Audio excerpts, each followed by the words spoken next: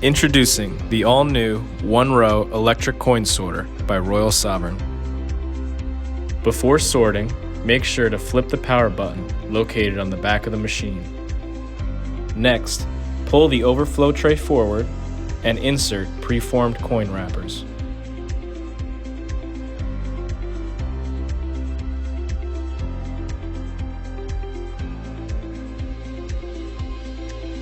Press the run-stop button to start the motor.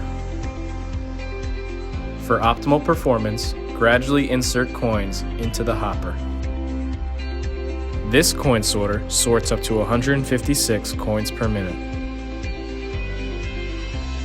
Thank you for watching. For more information, please visit www.royalsovereign.com.